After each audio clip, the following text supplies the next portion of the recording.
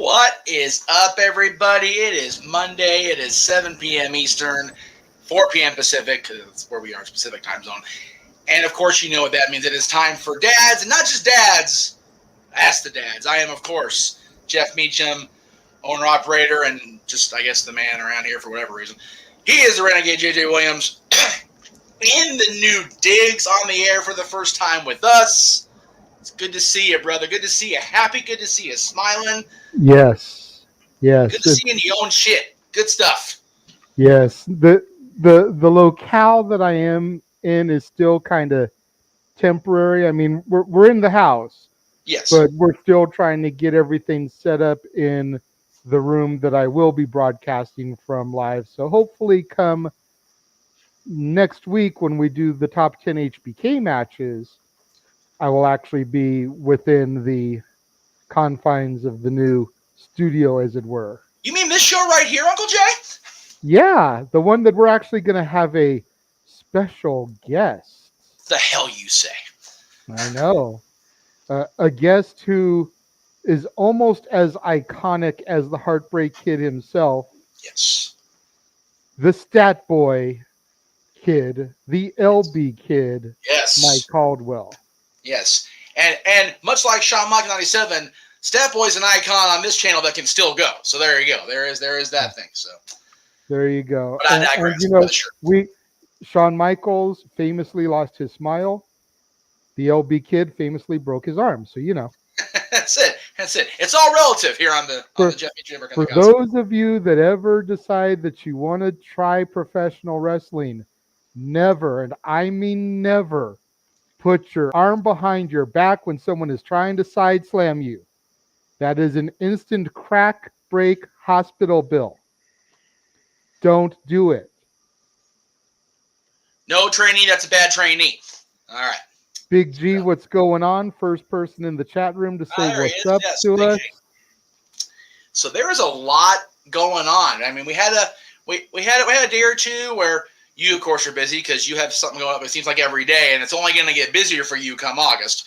But I actually was planning to take Saturday off and just run the room, and well, that didn't happen. How did it? Well, it did for the most part. You ran open mic night for the majority of the show, but once we got to the Jordan Grace topic, right, which directly, tied into Benoit, right, to the fact that was 15 years to the day of your initial talk wrestling, which was you talking about somebody with the last name of Grace, opening up their mouth when it came to Benoit and inserting foot in it. Oh, yeah. We absolutely had to have you come on and share your 2 cents on it. And then Jeff was going to go back off camera, go back to doing production and being, the great and powerful Oz, paid no attention to the man behind the curtain. Couldn't help myself. He had to keep popping in the room, dropping little one-liners. And it was like, look, asshat, if you're going to do that, then just bring your ass in the studio for the final topic. It's so, okay. For 3/5 of the show, for more than half of it, Jeff did stay as the great and powerful Oz, the man behind the curtain. I did. I'm not going to lie. It wasn't until, like I said, the Jordan Grace segment where he came busting through the wall, crash landed like the Shockmaster, and everything was over for him. As I do. Uncle Fred will never live that down in the history of ever. No, he will not. And I honestly don't think he cares at this point. I think he embraces that shit. So good on the old Shockmaster for that. Just like Sid not being able to live down, jumping off the top rope and breaking his leg. That's right. Boom. Just like Paul Roma being a poor horseman, but still not the worst incarnation of the horseman. There you go. Next week. There you go. Hey, you know what? Let's just do the plug right now. Let's go ahead and get it up there too. Shit, yes, I am so looking forward to that. That is going to be live, baby, live. Immediately following the No DQ review, me and Jeff came together, and I say that, but if we're going to be 100%, without question, I came up with the list of the top 10 rankings of the Horsemen. Yes. Sent them to Jeff. I was like, look, this is my thoughts on it. What do you think, West Coast professor, historian man? He was like, I can't argue that. No, not even a bit. Nope. So the man with the least knowledge, especially when it comes down to like OG NWA Crockett era shit, Oh yeah, is the one who came up with the list and got co-signed on by yeah. this man right there. Well, So as that I is going to be live on the yes. 28th, rolling into Ric Flair's final match, which we will get into in just a moment. There are Oh some yes, questions popping into the chat room here, yes, I do. but I see them coming in. trust and believe. If not sooner than at 4:30, we are going to get into the Flair topic. Yeah, because old Conrad dropped a big bomb on us this afternoon, and I love how he talks about that he wants to keep it the announcement to the ad-free shows folks, but freaking internet took that shit and ran down the end of the end zone. I'm like, oh, by the way, this is what's happening. It's like, all right, well, because I even asked somebody I'm involved with in the show to keep in the DL till the show the thing was up on Fight, and that didn't. It lasted for about 10 friggin' minutes. So, but we'll see. All right. So Michael says, is it true that Raw is going to be TV 14 time for the first time in 14 years? I guess we'll find out here in about 41 minutes. Or excuse me. 51 minutes. Yeah. We'll see. Yeah, we had heard an announcement that Raw was going to be going to TV 14, but then that was pretty quickly retracted. Yeah. I don't know if it's going to be a full-time thing, if it's going to be a part-time thing, if it's going to be an every now and again thing. We will find out, like Jeff said, at the top of the hour when Raw goes live. If we see the TV 14 logo instead of a PG logo, then we know. Yeah. As a matter of fact, if for some reason we are still live when Raw goes live at 5 o'clock, if any of you guys watching see it actually pop up with a TV 14 logo, take a picture of it real quick, send it to Jeff via Facebook Messenger, and we will mention it right then and there. Yeah, because the Fire Stick reliability to get the internet feed is no so good no more. So yeah, having to find out 8 o'clock with the rest of y'all. We actually were going to discuss it on open mic night, but then once everything was retracted, we kind of like, let's not talk about it till it happens. Yeah, and I will say this: it doesn't matter how many ratings points they go down or ratings they go in or go out. It's a matter of if creative's going to change, and it's not. Yeah. So it really doesn't matter. Aaron made a great point on Twitter. It probably means we're going to get a lot more freaking, dirty humor and fart jokes and booger jokes. That's probably what we're going to get. Like, seriously. Like, okay. It's going to be freaking DX TV 14. I think when it comes down to things like Roman Lesnar, and if Rocky is going to come back and we get Roman Rock, then the TV 14 will really come into play and benefit it. But, I mean, as far as week in and week out, I definitely don't think it's going to be us going back to the Attitude Era. No, or even the early Ruthless Aggression era. Right. It's going to be a pick and choose your moments, and when do we want to go a little bit further over the line. Right. I'm not sure why that got added twice, but okay. So there are, and Big G also pointed out in the chat. I'm gonna go ahead and throw the plug up there for him. Cheap plug: Legends of Hamburg this coming Saturday, 11 to 4 in Hamburg, Pennsylvania. Parker Kane Promotions will have 4 awesome people: Jessica Alaban, Kylie King, Lady Frost, and Savage Gentleman Victor Benjamin. That's a pretty cool lineup right there. Plus many more legends, and current wrestlers will be there too. And Big G's even there. So there you go. We are. Oh no, I'm sorry. He says he's on as far as the TV 14 thing. So thank you, Big G. Yeah. We appreciate that. But yeah, if you're in the Hamburg, Pennsylvania area, go out and support our buddy Big G out there with the Legends of Hamburg convention. It's gonna be a fun outing for everybody out there in the Northeast. So go check that shit out. All right, let's see. Chris says, "Hey everyone, I hope you guys enjoy the show. You guys are definitely the best. And are you guys ready for the back-to-back pay-per-view and premium live event Saturday with Ring of Honor and SummerSlam? Let's not forget the Ric Flair's last match. We got 3 coverages here on this channel, the Jeff Meacham Network for sure, as far as the Flair stuff, and then the Casa will also be covering SummerSlam and Ring of Honor with us. So that answers where'd it go? That answers that question. Yes, we are covering Death vs. Honor. We'll get to the plug to the end. But yeah, definitely looking forward to the next few days, in the next couple weeks. Like I said, I've got something going on pretty much every day going forward now. JJ's got a stacked lineup on the Casa between the now and the end of the month, and then you saw his August lineup, between the Renegades reviews of some of your favorite movies and the coverage of the Dad's episodes and so much more over there with Jay. And then, at the end of the month, you're starting to cover She-Hulk. So yeah, just like Kenobi, I'm gonna wait 1 week for each episode to air. So I think the new episodes are gonna drop on Wednesday, just like they did for Kenobi. So I'll be following it, doing it the following Thursday. So when episode 2 goes up, I'll be covering episode 1. Yes, exactly. And just staggering it all the way through so that I don't end up giving spoilers, and I give everyone an opportunity at least a week to watch each episode. There you go. SCW, good to see you in the chat room, brother. We're doing very well. As I said in the description, we're both fresh off our own platforms of Disney Entertainment. JJ, of course, just reviewed Mulan this afternoon at 3 o'clock. If you missed that at the top of the previous hour, go back and check it out when we're all done here, because Mulan's one of those I didn't watch until I knew he was going to do it, because it never really interested me. Still not the greatest of the Renaissance era, and I've talked about how it was starting to decline at this point. So, but it was still a cool little watch. If I was okay, I did it, cool. But the review was definitely worth your time. I definitely feel like Mulan was a little bit of an incline coming back up of like Hunchback Hercules. Right. Mulan kind of brought things back up a little bit again, but it definitely didn't get back to Beauty and the Beast or even Lion King levels. There you go. And his questions. And just the fact that Donny Osmond is singing for a Chinese military man, that just says everything you kind of need right there.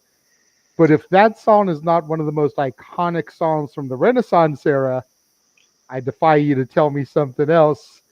That's definitely, I'd say, top 10 iconic songs from the Renaissance era. I'll Make a Man Out of You. Yeah, ignoring the fact that song is awesome is like ignoring the fact that Sid broke his leg jumping off the top rope. You just can't look past that shit. No. It is what it is, folks. Or the fact that Roma is not in the worst incarnation of the Horseman. You just can't ignore that. But he is still the worst Horseman. Arn might have a conversation with you about that regarding either Sid, who tried to stab him and kill him, or Jeff Jarrett, who he claims was never an actual horseman. To this day. But I digress. To this day. And we'll talk about Jarrett at the end of the show today. Oh, my God. Okay. Question from SCW is, what in our opinion is the greatest SummerSlam event of all time? I still personally think nothing surpassed 2002. That was such a damn good show all the way through. For me. Yeah, I've been doing some thinking about this a lot lately, because we're going to be talking about, on my birthday no less, we're going to be talking about the top 10 SummerSlam title changes. So I've been doing a lot of thinking about this, and I really come down to either being 2000 or 2002. Yeah. Yep. You figure the height of the Attitude Era. Yeah, exactly. 2000 was the height of the Attitude Era, the original TLC match. Yep. And then you got 2002 with that iconic Hunter and Michaels street fight, non-sanctioned. Yep. You start that night with freaking Angle Mysterio. You end with the rise of Brock Lesnar as the undisputed champion. And then, oh, by the way, you got one of the Shawn Michaels Triple H's greatest matches of all times. Just sprinkled in there just because, why not? Yeah, But yeah, 2000, you've got TLC, you've got so many different things happening in that show, and that white hot angle with Triple H and Kurt Angle. And oh yeah, by the way, The Rock's champion in that match too, but he's just kind of here. Right. When The Rock is just kind of there as the WWF champion, you've got white hot talent on that roster. Period. For real. So, it was 2000 was so. It is no exaggeration. I'm not going to try to stick my nose too far up his big old nose, because Lord knows I'll get lost in that shit. But there is no doubt that the whole angle they ran about Triple H becoming the damn WWF in Austin's absence was no lie in 2000. Yeah. That dude was the WWF. He was. And that entire year, when you think about the angles he had, and we've argued, we've kind of ha-ha about Bret Hart being Mr. SummerSlam with Michaels being WrestleMania. Triple H is sitting there going, no, because he had a hell of a SummerSlam run too throughout the years. He did. And no one Spark plug Holly, shut up out there. But yeah, I would come down to those two as probably the greatest SummerSlams of all time. Yes, absolutely. We Piggybacking on that real quick, Big G just threw up favorite SummerSlam of the 2010s. Now, G, you have to keep in mind, I stopped watching after SummerSlam 2013 because by WrestleMania 30 in 2014, I was done. Right. So favorite SummerSlam of the 2010s only gives me like 3 or 4 of them. Right. I'm going to say either 2010 proper or 2011 because I was there for both of those. Yep. And 2010, you got the WWE Nexus debacle, which was a great match until Cena got booked wrong at the end of it. Yes. And then 2011, you've got the Cena versus Punk for the Undisputed, only to get Jackknife Powerbombed and Alberto cashing in, which still I think was the worst thing they could have done. Yeah. But to be there for that cash-in moment, because I had never been there for a cash-in before. Yeah, that was cool. That was very cool.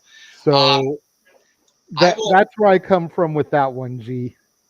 I will co-sign on both of those because we were there for both, not sitting together. Although, shit, 2010, I could have sat with anybody. I wouldn't remember the damn thing.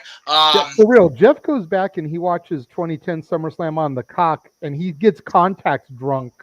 Yeah, for real. Rewatching it because he doesn't remember shit. That is a muscle memory alcohol abuse right there, up on my shit. It's bad. That's why you don't have to post your hello more than once. We see it, okay? We'll get to it. Yes, we love you, brother, but you don't have to post it more than once. I only see it once, but okay, we'll go ahead and okay.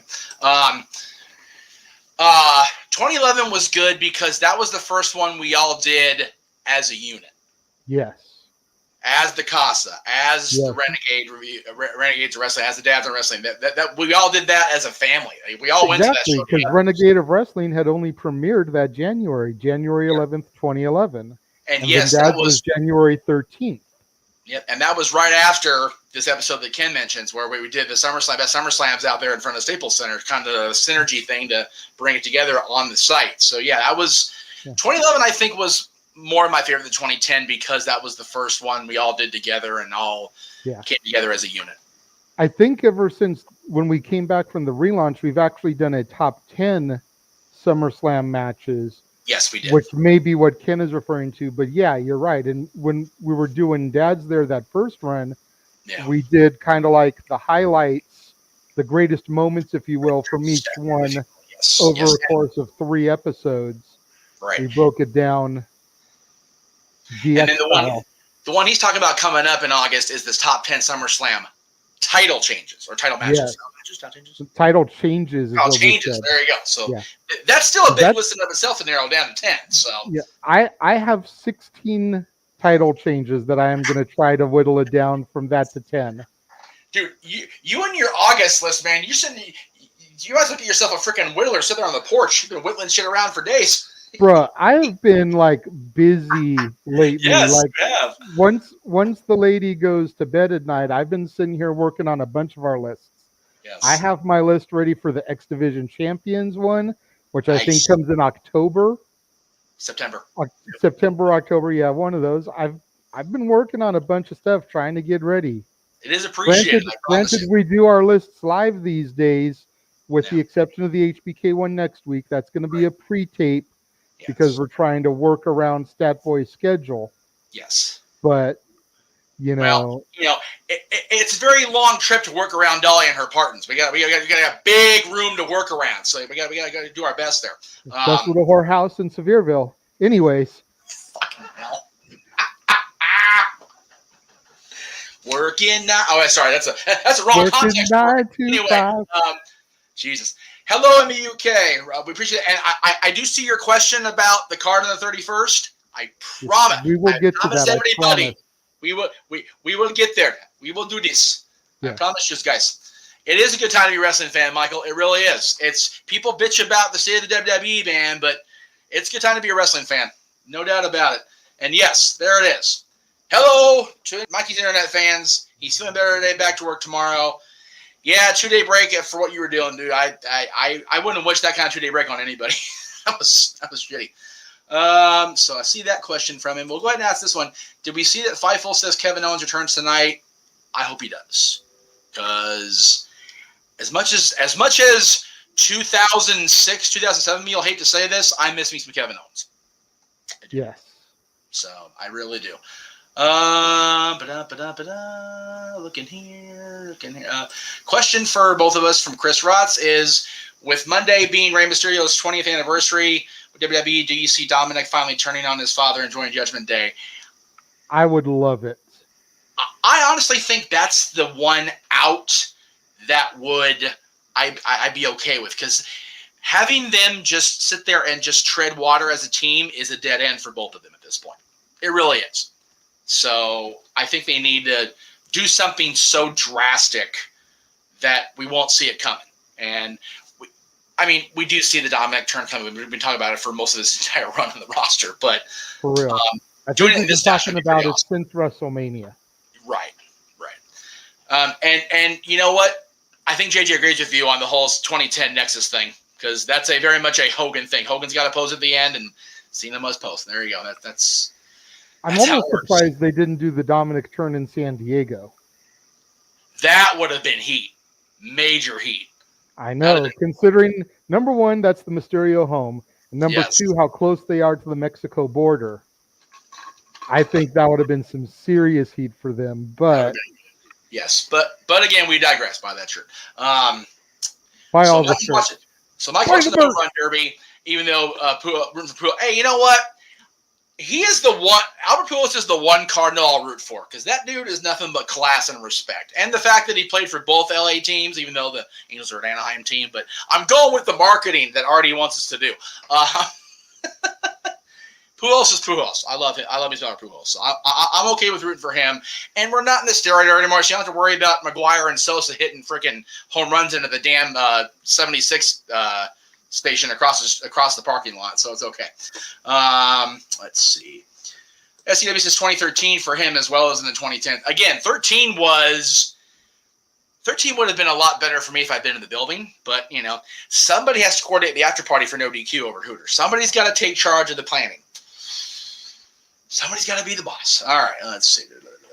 JJ Williams is speaking facts. There you go. That's what the Renegade does. Let's see. I try anyways. I try. Let's see. Have to ask Staffboy how long he's been a sports entertainment fan. 910. Okay, we're just getting here. All right. Looks like we're out of the generic questions, but we'll see what we got here. Dominic Mysterio should be in NXT. He's not that good and needs to improve, I think. Thoughts, guys, on Dominic and NXT? Again, with NXT being rechristened the developmental again, they brought up Dominic on the main roster because his last name, or because he's part of the Mysterio family. And had they put him in NXT to begin with and then brought him up, I'd be okay with it. Some guys you send down NXT to give that brand the rub. Dolph Ziggler, Mandy Rose, Finn Balor when he went back down, Samoa Joe before he got with the company. Dominic, if NXT wasn't a every week, 2 hour a week television program and it was still developmental on, you can only access it if you're a subscriber to the Peacock thing, then I'd say send him back down. But now that he's had so much TV exposure and had the main storylines of the show for a while, if you figure the thing with Rollins and Rey Mysterio, sending him down there doesn't do anybody any good. Absolutely not. It's not. I don't want to sit here and completely crap on Dominic. No, I'm not trying to. No, I know. Hear me out here. Does he need more seasoning? Absolutely. Right. He's blander than freaking blander than some white rice. There you go. But the problem with NXT 2.0, even if it's not as our good buddy Noah Foster or James Hebert would say, how it's not their NXT anymore, not the black and gold. Right. There's too many high caliber people down in NXT 2.0 right now that would just murder Dominic Mysterio there too. Like, he would look so horrible going in there against Cameron Grimes, Yeah. Solo Sikoa, Braun Yeah. Breaker, Yep. the Diamond Mine. Yeah. He would look horrible in there against those guys. He would look like an embarrassment. So it's a little bit better for him to stay on the main roster, Yep. stay in the confines of the tag team with his dad, or turn heel and join the Judgment Day and have someone like Finn Balor or Damian Priest to team up with, where they can accentuate the positives and hide the weaknesses. Mighty Duck style. Because if he goes down there to NXT, he's going to get killed. Yeah. It's one of those things, Ken actually meant, similar to Solo Sikoa. Keeping him at NXT is the best thing to do right now. They call Solo up and try to throw him in that bloodline stuff, he'll get lost in the sauce. He will. And I get he's Jimmy and Jay's brother, but unless they're going to strap the rocket to his ass and put the mid-card title on him, let him be in NXT. That way there's always that wonder of, is the bloodline going to take over that brand too? Is the bloodline going to completely just permeate throughout the entire WWE and not just Raw and SmackDown? He's better off there. The company's better off with him there. The bloodline's better off with him there, because you always wonder, like, who's going to piss Solo off or do him so wrong that Usos come down there and whoop somebody's ass just to avenge their brother? There's always that little bit of, ooh, that might happen. Awesome. That's accurate, but I think if they were going to try to have him take over NXT and show the bloodline was taking over stuff, he would have had the North American title by now. Right, but they've given him many an opportunity to challenge for it, and they always have someone else retain. Well, and I think for me, it's not the fact that they're gonna necessarily, again, much like I did with Cousin Roman, shove him down our throat in NXT. You always wonder if there's gonna be somebody that just says or does the wrong thing, and Cousin Uce goes, really? Okay, and lays that person out for whatever reason. So I'm not saying they're gonna put Roman in NXT, because they're not. No. Roman's too. He's the GOAT. You're not gonna send him on Tuesday nights. I do remember Manu, Ken. Manu just came along at the wrong time. I think if Manu was 10 years younger and was there now, he'd be better off. But Manu didn't have the charisma. I was gonna say, and he didn't have the work rate. Yeah, you put him with DiBiase and Cody and Randy, dude. He's gonna look like freaking Godfather prior to 1999 as far as the charisma black hole is concerned. That's just setting him up to fail. And I'm not saying he couldn't have got enough of a rub off those three guys, along with Sim Snuka, but Sim Snuka's another one. You guys have to remember something. Jimmy Snuka coming along when he did was just a rare oddity. He was so out there personality-wise. I'm not talking about off-screen. Y'all don't write me hate letters and shit. Jimmy Snuka's character, and remember, his babyface turn was completely organic in 1983. He was another one of those guys from the Fiji Islands, savage heel and whatever, and because Captain Lou did him so dirty, and Buddy Rogers was the voice of reason as a babyface announcer at that point, that just kind of happened. You can't force stuff on the WWE universe. You just can't do it, or they buck the system like you did with Roman for so long. You could have Jimmy Snuka's entire bloodline come on there and try to be Jimmy, but you're not going to have another Jimmy Superfly Snuka. You're not going to have that guy with the body of a freaking Adonis and the freaking promo skills that make your brain just go, man, I don't know what the hell he said, but that shit was powerful. They have that right now. His name is Riddle. Well, yeah. Well, riddles are nonsensical for other reasons. But I digress. Look at Tamina. They had Warrior. Yeah. Well, Warrior's on the same time as Jimmy Snuka, and we all saw how well that went.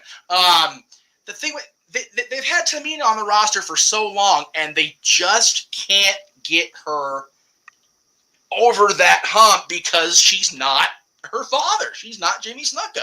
The best run she had was when her and Natty were tag champs. Yep, and again, that was her and Natty.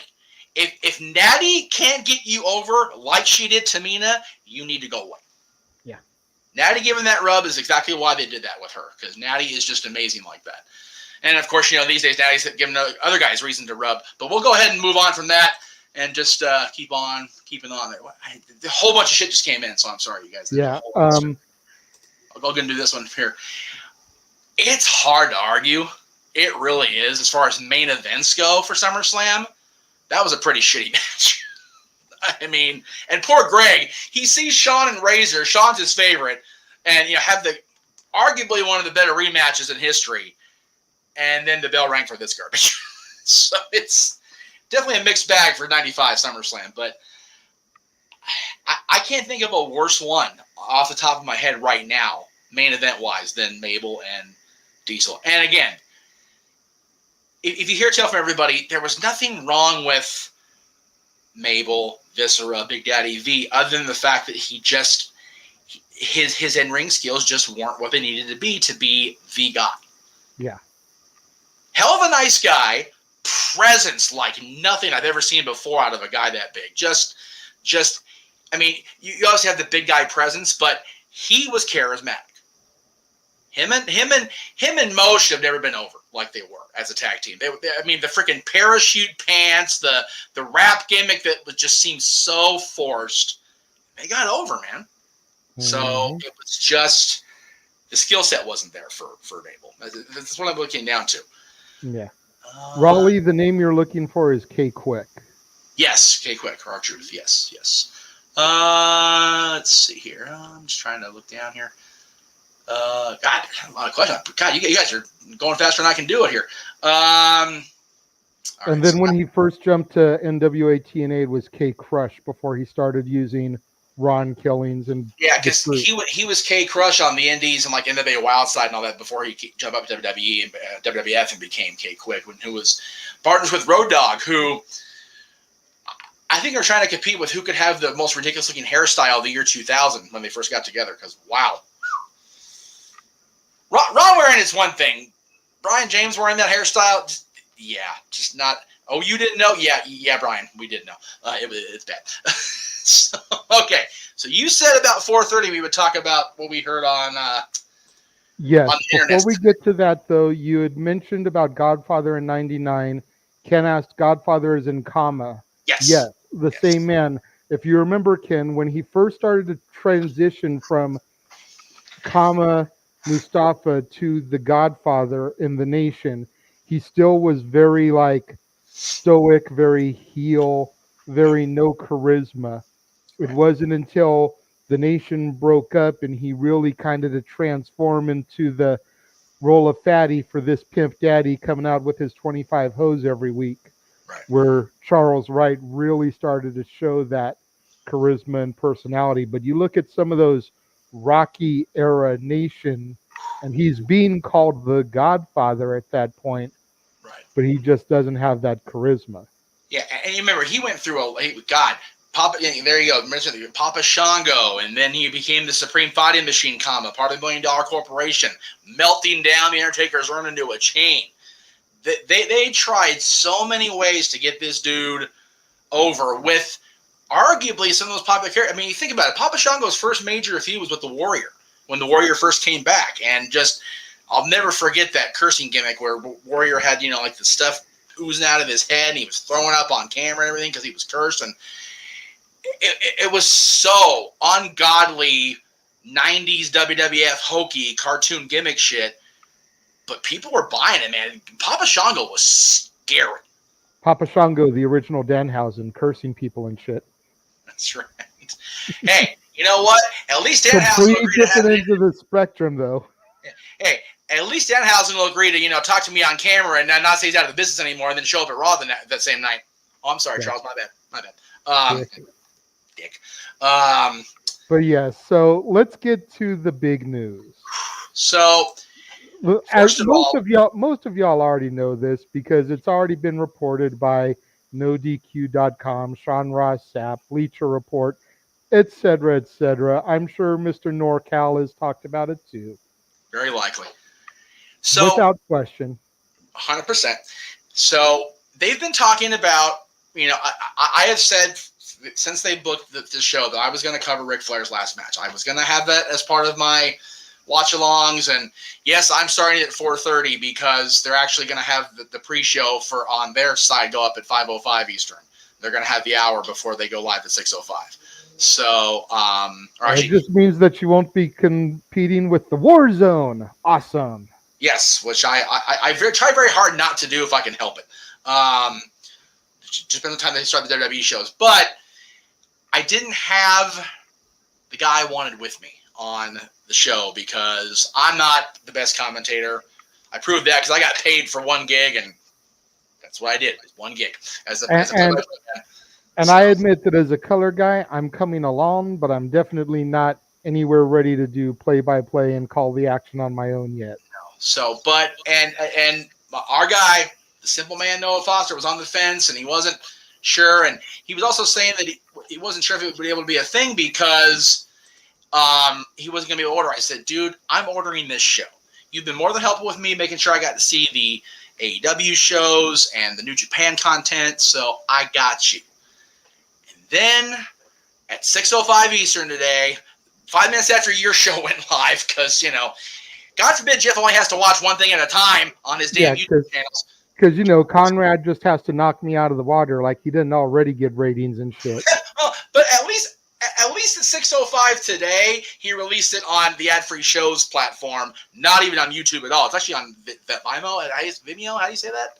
Vimeo, Vimeo, whatever it is. But anyway, the announcement goes down. I kind of figured it would be at least one of the antagonists involved because of his involvement with the training, but they actually ran an angle. Out of all this time, they ran an angle, and it was great. I can't encourage you guys enough to go watch it when the world gets to see the documentary part. I think they put it up on Wednesdays or Thursdays on Fight TV, because Fight TV is, of course, covering the pay-per-view and StarCast and everything. But as of today, the announcement is official. Ric Flair's last match will be Ric Flair and his son-in-law, Andrade El Idolo, pardon me, Andrade, God, that was horrible, taking on the man who idolized Ric Flair growing up as a fan in Elizabeth, New Jersey, Jay Lethal, teaming up with the man who Arn Anderson on the episode today still says is not a damn horseman. Double J himself, Jeff Jarrett, along with Karen. So I find it hysterical that after all these years, Karen Jarrett proves herself to be a Karen after all, and we didn't even know it yet. That's right, I went there. Kiss my ass. And I love me some Jeff and Karen Jarrett. Met them both. They're wonderful. I love them both. But yeah, that's the match. That's the main event. So we officially have our main event for the 31st. And because of that match and my extending the help in watching it, we have Noah Foster on play-by-play for Ric Flair's last match. So I'm excited. But I will say this. As much as I enjoy Noah calling the action, and I get to be a part of that on the 31st, I can't recommend you guys enough to try to find a way to sync up the audio, because they've got Tony Schiavone and David Crockett calling it on the actual broadcast end. And I can't think of a better way for Jim Crockett to go out with a bang than having Tony and David on the call. So it's one of those. It's going to be a great, great night.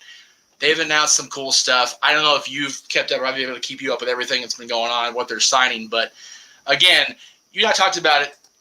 How can they not have the Horsemen and the Rock and Roll Express on this card, especially if they're going to be the semi-main event, which I think they should be personally. Yeah, absolutely. That needs to be the semi-main. If you're going to have Flair in the main event, you must have the Horsemen in the semi-main. Yeah. And there is no other. You cannot give me any other match on this card that deserves the semi-main spot. No. And it was funny, but before the show went live today, they announced that Ricky Steamboat's going to be at StarCast. And I went, are they faving us? Are they actually going to have Ricky do it after all for the main event? And then they did. They went ahead with Jay Lethal. I was like, okay. Now, Ricky Steamboat referee that match or something? Then you've got me going, because it's also 20 years, not to the day because we're already past the anniversary, but Ricky Steamboat was the referee for the first NWA Championship match on TNA. at the same, not the same place because they ended up in Huntsville for the first show, but in Alabama. Nashville was the home of TNA for quite a while. So, and when you figure the fairgrounds, which where StarCast is going to be, was TNA's home, the Asylum. It's all about that synergy, folks. And people accuse JJ too, but definitely me of being, having my nose so far up the Huntsville ass. You know what? I have said from the beginning that if it came down to figure out a way to travel, I would go to this. I would go to StarCast. I'd go to this just because I'm looking forward to this card right now much more than SummerSlam. Yeah, Jeff is 100% there. He told me that before he went on the air, and I was like, well, got to see what they're going to add to the card tonight because they've still got 2 weeks. Yeah. 2 Raws, 2 SmackDowns to add stuff to the card. We have 5 matches right now. Yeah. On SummerSlam. And there's no way that's going to be the entire pay-per-view. No. Even if Last Man Standing is given an hour, there's no way those other 4 matches are going to be given 30 minutes each. No, and when you figure Ring of Honor this weekend's only got 5 title matches, but they're all championship matches already. Every title in Ring of Honor is being defended on Saturday that they've actually announced is coming back. Yeah. World title. I know people in Stamford have their eyes on our network. Yep. Can we get an Intercontinental title match at SummerSlam, please? Please. Thank you.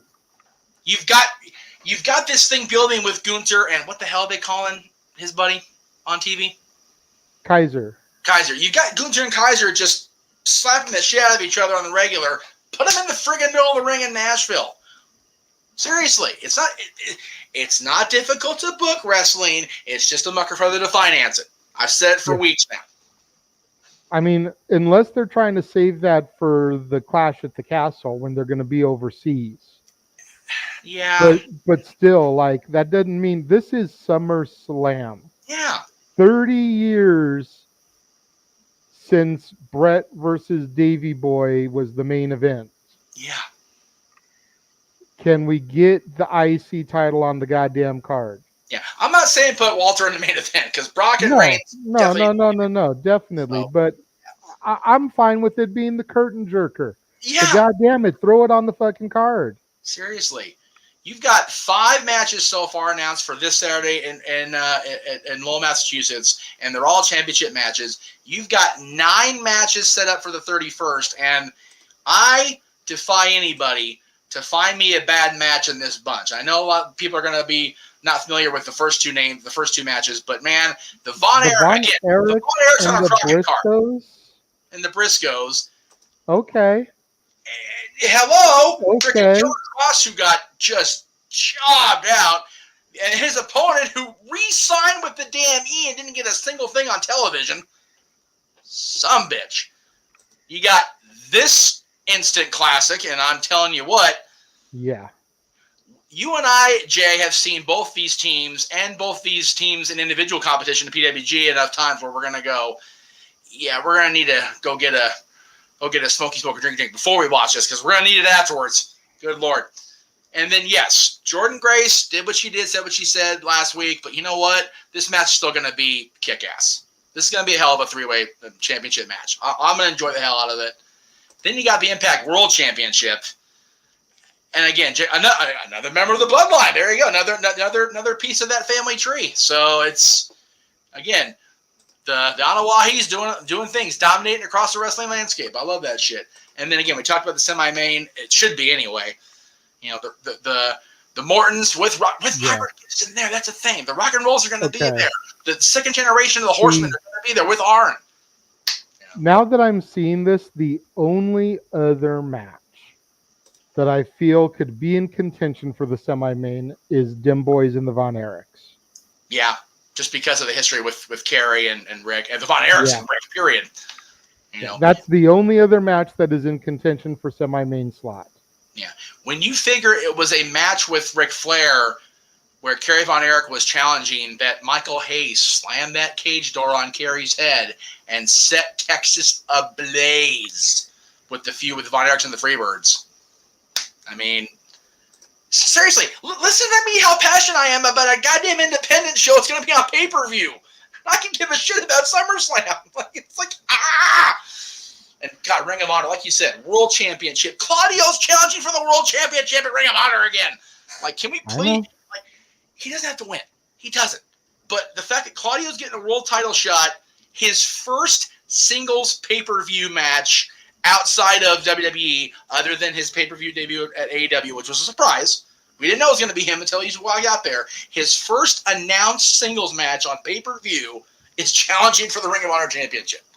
There you go. Mercedes and Serena. Like, this whole card is just, this whole next 2 weekends. Like, just. And now apparently we're going to be getting Riddle and Seth Rollins at SummerSlam. Which I'm okay with. I'm okay with that. I don't know why they would have broken that news on the WWE Twitter page when Raw goes live in 12 minutes. Just to get us talking about Raw before it goes on. That's dumb.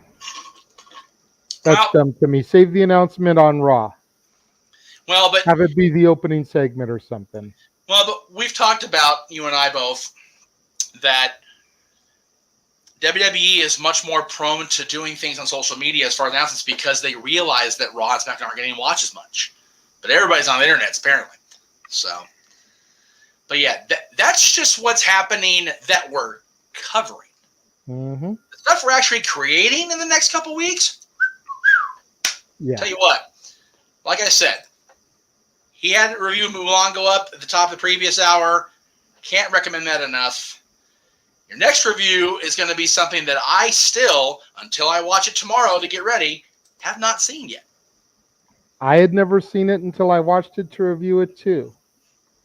You know, the fact that everybody was back except for Mel Gibson, and they used his older brother, Donald Gibson. Oh. There's only a couple of points in the movie where you can really notice it's not Mel. Right. Because they sound so similar. Well, so that's a huge bonus for this, because otherwise Irene Bedard is back as Pocahontas, David Ogden Stiers is back as Governor Radcliffe. You know, the whole nine. You've got Billy Zane introduced. Oh, there you go. As John Rolfe. Right. What was the year on their release? Do you remember one from your review? I want to say it was either 98 or 99. See, figure 1999. Billy Zane is still riding that Titanic wave. Yeah. Of money coming in. I believe Mulan was 98, and then Tarzan, which is Friday, was 99. So that's right. Somewhere in between there, because Hercules was 97. Yeah, because Pocahontas 2 was a direct-to-video release at the time. Yeah. One of the many that did that at that time. And then, of course, Friday's review, again, another one that I have seen, and for being at the tail end of the Renaissance decline, this movie's still so good for me. Yeah, I've said it a couple times. I think we talked about it last week on Ask the Dads. Yeah. Arguably the number 2 soundtrack of the Renaissance era. Yep. You know, you got Elton in The Lion King, you got Phil Collins in Tarzan. Phil Collins did not have to come as hard as he did with that Tarzan soundtrack, and he did. With hit after hit after hit. There's a meme that's been going around on Facebook the last couple weeks. You know, if you grew up between the years of 1984 and 1991, there was a Phil Collins song pretty much played every 15 minutes on the radio. Accurate. And I showed Cece because I found the Phil Collins hit CD that I have. It's like, you look at every single track on this CD, then you factor in the crap he was putting out with Genesis. Yes. No Son of Mine, Tonight, Tonight, Tonight, Land of Confusion, Invisible Touch. And it's just like hit after hit after hit. Elton John was on a decline in between those years. Oh, yeah, absolutely. You know, he didn't really start to get a little bit of a bubble up until that live version of Candle in the Wind came out in the mid-'80s. Yep. And then, you know, obviously the Lion King kind of shot him back up into the stratosphere, but he was there, but not as successful as he had been. But Phil Collins, man. So. This shit makes me cry all over again. Because it's like, we were mentioning it I think we talked about over the weekend, when I was doing my countdown to going back to Disney in June, I used that song as the backdrop for the Tarzan entry. And it's just after becoming a parent, it's like it's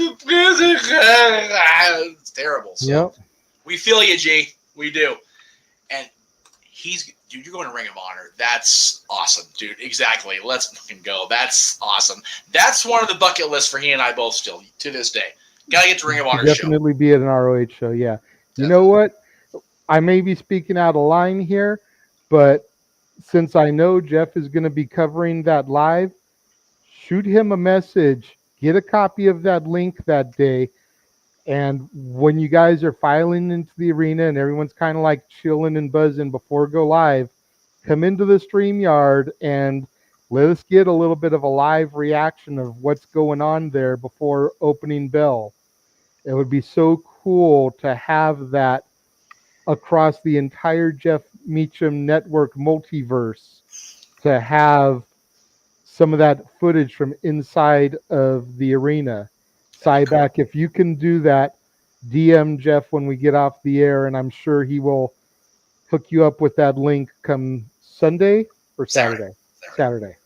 And I'll probably generate the link Friday night before I go to bed, just so I can make sure I'm ready to go. Because I'll be all with the nerves anyway. Yeah, it's one of those. Oh yeah, will do. Thank you, brother. I appreciate it. Thank you, man. Knowing that Ring of Honor has the power of the con money behind them, it's a matter of time before they hit California, dude. It's a matter of time. I'm telling you, dude, they are going to be out here. I would not be surprised to see AEW in California the week prior to or immediately after WrestleMania. You mean Ring of Honor? Bringing ROH to the whole thing. Yeah, true. You figure ROH usually runs a show on Mania weekend. Yep. And it's all con money. Oh, yeah. So have Dynamite Rampage either the week before or the week after. Have ROH running something. You know, even if it's not a pay-per-view, because you're not going to compete with a 2-night Mania card. Let's just be real. And you don't want to run an ROH pay-per-view opposite SmackDown or Rampage. No, definitely not. So even if it's just a house show, so to speak, right, you're going to get that coverage. Or you do it the week after, and you have Dynamite here the Wednesday following Mania, Rampage here the Friday following Mania, ROH pay-per-view the Saturday following Mania. And you've still got people in the area because you know you're going to get those travelers coming to Cali for WWE. It's not going to be too hard to stay a whole week and do a Saturday to Saturday, a Sunday to Sunday, a Friday to Monday, something. Yep. I know you're not on the AFS thing because you still listen to the podcast when they come out on the general release. This week's episode of My World, they try to talk about the relationship between Jarrett and Ric Flair over the years, and it devolves quickly. Nice. Get a listen on it, brother. Get a listen on it, dude. It's going to be good. I can't wait. I'm going to listen to it now. This is rough here. I have been watching the Gentleman Villain podcast on YouTube. I'm not sold on Matt Kuhn yet. No. He's a little bit dry for me, but Regal is dry. Yeah. So in that sense, they kind of work with each other, but I think I'd rather have Conrad trying to draw some of the humor out of Regal a little bit more so that Regal's not as quiet and soft-spoken and dry. I think I'd like someone with a little bit more personality to try and draw that out of him, but I've been enjoying that. Yeah, luckily Regal can make up for the overdrive Matt Cook. I'm not trying to shit on Matt. I actually like Matt's style to a certain extent, but Regal's such an amazing storyteller, and he's got so many damn stories. So it's gonna be great. So yeah. Anyway, let's get back to our own shameless shit instead of plugging Conrad's shameless shit. Good lord. So we were on Tarzan. So Saturday, I'm looking forward to Saturday next week, this coming weekend, because Love and Thunder. Love it. Yeah, Thor, the newest entry in the Thor saga was amazing to see in theaters. Yes. You know, the cool thing about the AMC up here that we've been going to is that even this movie, opening weekend, did not have more than 20 people in the theater. That's awesome. because so many people would rather go to the Cinemark over at the mall Right. than the AMC that's like 7 miles away. Yeah. Well. So, Yeah. and AMC, we're Stubbs members anyway, so it's like Yep. that's better for us. We Yeah. get rewards and bonus points and crap on that. So to go there and see, when I went and saw Top Gun, there was maybe a dozen people there. That's awesome. But more often than not, we go to a movie at the theater that we go to, less than 10 people are in the theater when we're watching it. So it's so cool to, on the one hand, it's so cool to get to see it and not have to worry about other shenanigans in the theater. Right. At the same time, seeing a movie like Thor Love and Thunder, you kind of want some of that audience there to have that hype and the reaction. Like, I don't know if I could have done Endgame with 6 people in the theater. Yeah. Yeah. You know, or even 20 people in the theater. Like, you want a full theater, but the Thor movies have never been as popular as the Iron Man movies, the Cap movies, the Avenger movies, etc., etc. Right. Because the first 2 were looked at as so god horrible by Yeah. most of the Marvel fans that, like, it wasn't until Taika Waititi took over with Ragnarok Right. that there finally started to get a little bit of movement under Thor again. But yeah, should be a great review. I look forward to your guys' feedback.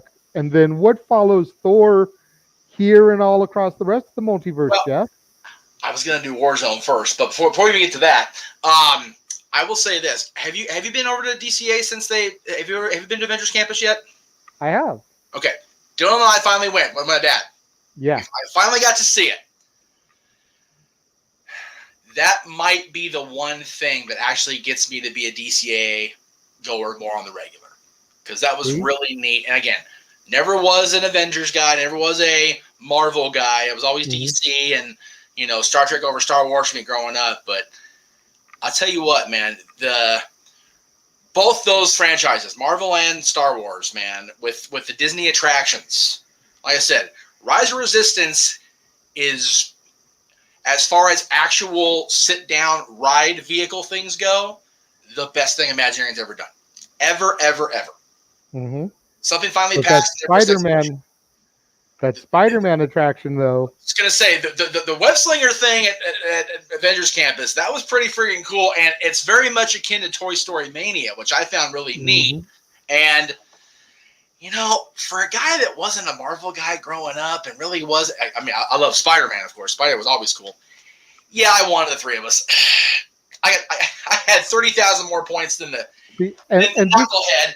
And just think about it like this. When it comes to the world of Marvel, you're still very much like me, kind of starting to tread that water. Yeah. Once you jump in the deep end and you've seen some of that extra peripheral stuff, there's so many Easter eggs hidden within the campus there that you'll start noticing that you're just going to be like, oh my God. Yeah. I very much been on the... It's still TVPG. Thank you very much for reporting that, G. Appreciate that, G. Yeah. So. You know what? I think if anything, it's going to come on the heels of SummerSlam. Yeah, very likely.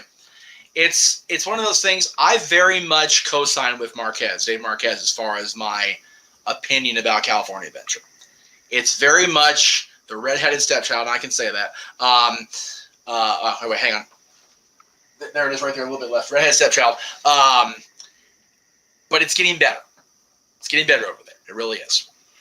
I honestly think when they went into it, they didn't know what they really wanted to do with it. They wanted to pay respect to the California heritage, but people living in California don't need the California heritage. No. We don't need to go over soaring California. Go to LAX, jump on a plane, you're going to soar over California. You can look down at that. You know, we don't need to wander through Yosemite. We can head up to Yosemite. Yeah. We don't need to take a monorail across the Golden Gate Bridge. We can drive up to Frisco and drive across the Golden Gate Bridge. Yeah, exactly. You know, but over time, as it started to become more themed to, I would dare call DCA now Pixar Land. Yeah, because you've got the Pixar Pier, you've got Radiator Springs. Yeah. You know, you've got a few things like The Little Mermaid in there. but you've got the Monsters Inc. ride. Yep. You know, there's so much that is Pixar heavy in DCA that it's almost like Disney's Pixar Adventure, Yeah. featuring some other little things. Yeah, I've always called it. This is our park that we put our acquired stuff in. Yeah, pretty much, with the exception of Little Mermaid. Yeah, well, with the exception of Star Wars being at the main park. Yeah. Everything else over there that's a major draw is Pixar or Marvel. Yeah. Muppet Vision 3D while it exactly. was there. Muppet Vision 3D when it was there. And now, you know, the Great Limo Ride while it was there. You have Twilight Zone Tower of Terror before it became a Marvel property. So it's very much this is the other stuff we bought and we don't have room for it at Disneyland. So go over there. Yeah. Although, and if you don't like the fact that we're acquiring that stuff, stay away from over there. Exactly. Because we know you're a Star Wars fan anyway, so you'll go to Galaxy's Edge and spend all kinds of money and spend all time there. So it's okay. Right. But we digress. Get back to the shells. Well. It's and that was also my dad's first time seeing Galaxy's Edge. Okay, cool. That was that. And not knowing when we went into Sunday or yesterday that the company he works for did a lot of that stuff, but they just weren't allowed to know what it was. Obviously, hush hush. But just seeing him go, yeah, that was cool. I mean, it's always cool for me to be able to brag on my dad.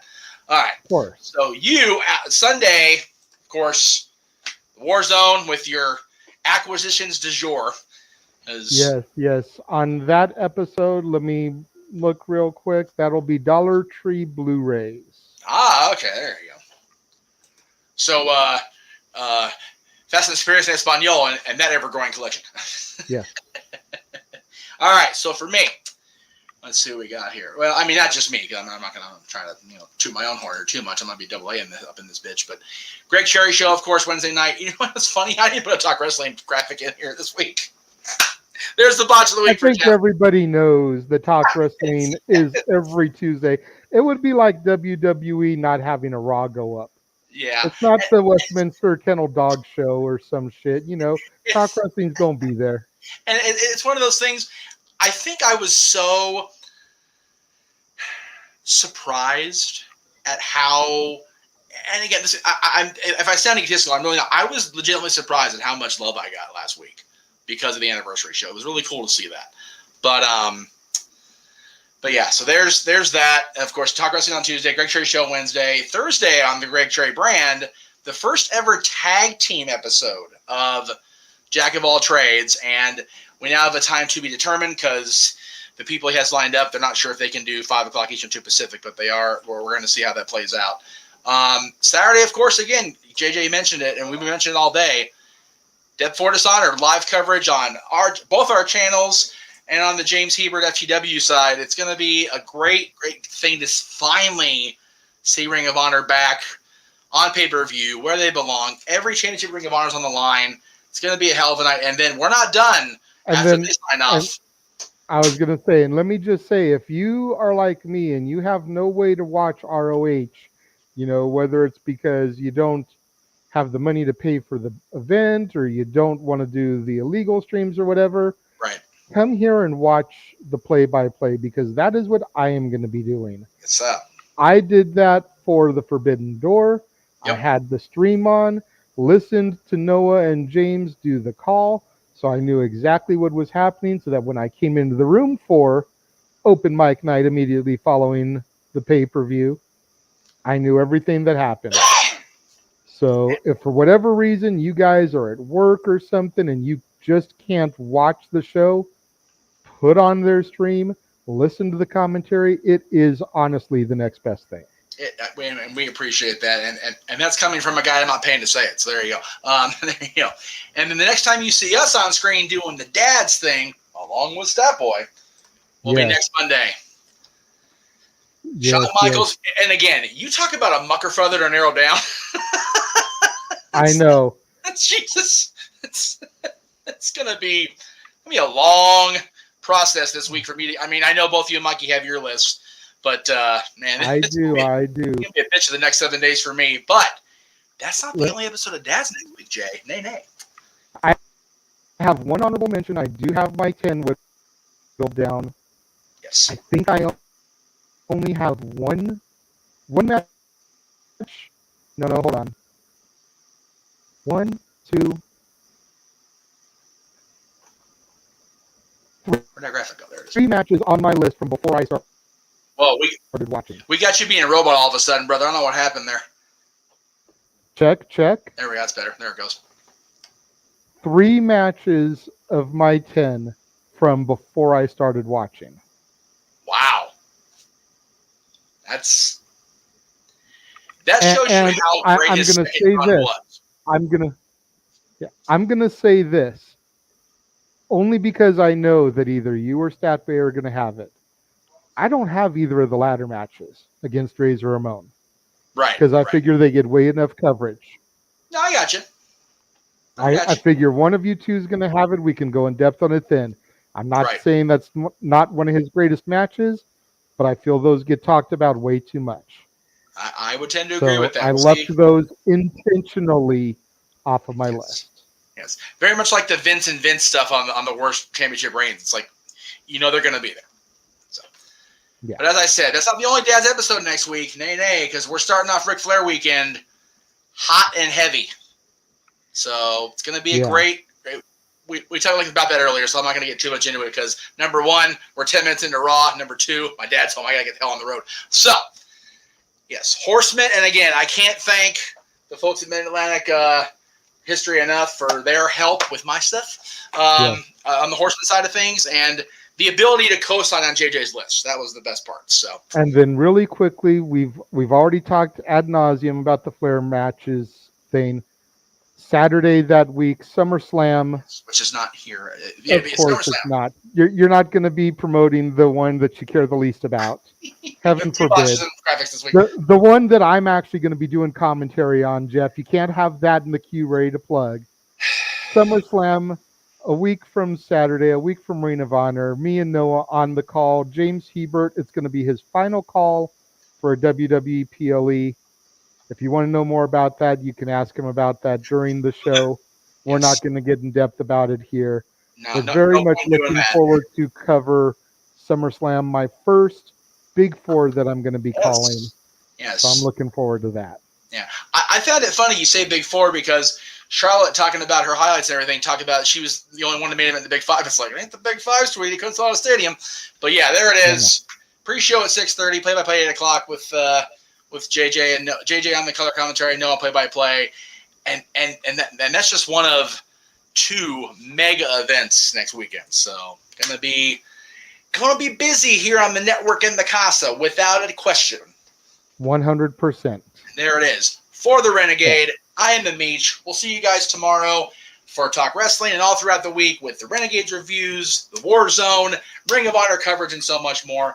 Thank you guys, and have a great rest of your Monday night. Enjoy Raw if you don't want to wait till tomorrow like we do. Have a good night, kids.